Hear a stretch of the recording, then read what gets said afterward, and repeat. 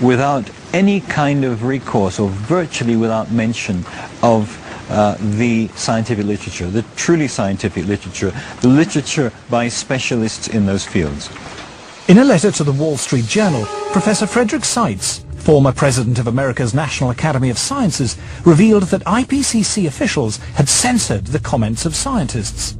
He said that this report is not the version that was approved by the contributing scientists. At least 15 key sections of the science chapter had been deleted. These included statements like, "None of the studies cited has shown clear evidence that we can attribute climate changes to increases in greenhouse gases.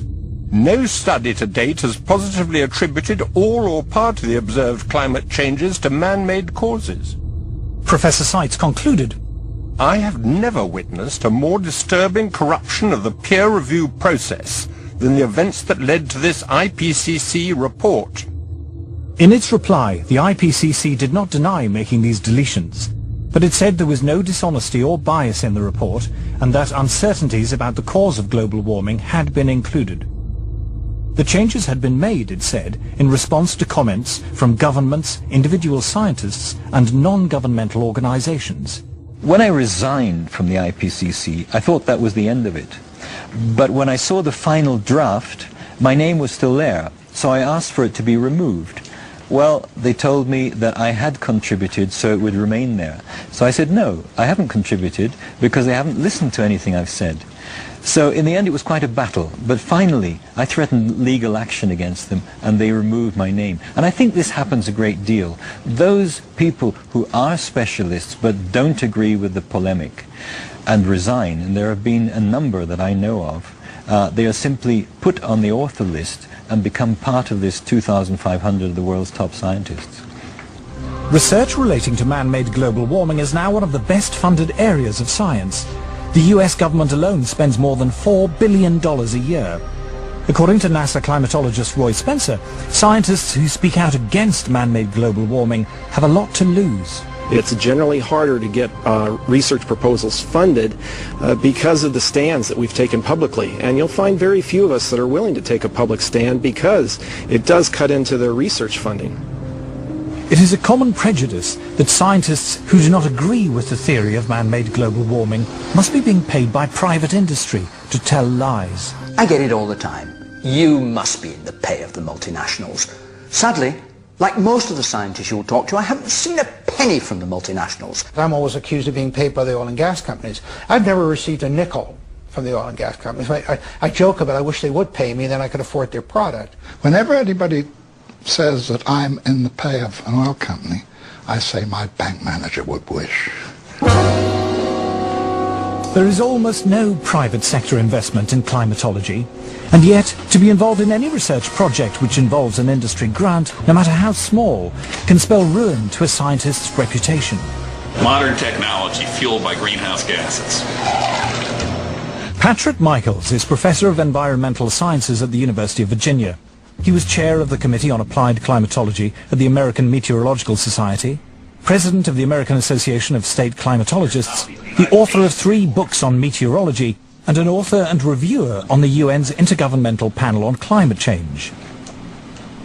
But when he conducted research which was part funded by the coal industry, he found himself among those under attack from climate campaigners. British-based corporations are some of the worst climate criminals on the planet. Shell is based in the UK, right here in London. We have the right and the duty to take it back into public ownership, dismantle it, break it up, and send its managers to rehabilitation training. But reasoned debate is not the only casualty in the global warming alarm. As international public policy bears down on industrial emissions of carbon dioxide, the developing world is coming under intense pressure not to develop. I'm no expert on climate change, I'm no scientist, and what I'm going to say next is a great big turn off. It's just that. Turning off anything you don't need, you're not using it. It's easier than you think to make a difference. Delegates from around the world are flying into Nairobi for for a conference sponsored by the UN to talk about global warming. Civil servants, professional NGO campaigners, carbon offset fund managers, environmental journalists and others will discuss every aspect of man-made climate change, from how to promote solar panels in Africa to the relationship between global warming and sexism. The conference lasts 10 days. The number of delegates exceeds 6,000. The billions of dollars invested in climate science means there is a huge constituency of people dependent upon those dollars. And they will want to see that carry forward. It happens in any bureaucracy. Where I live, we have a local council global warming officer. There's a huge tail out there of people who have, in one way or another, been recruited to join this particular bandwagon. Anybody who stands up and says, hey, wait a minute, let's look at this coolly and rationally and carefully and see actually how much merit, how much this stands up, they will be ostracized.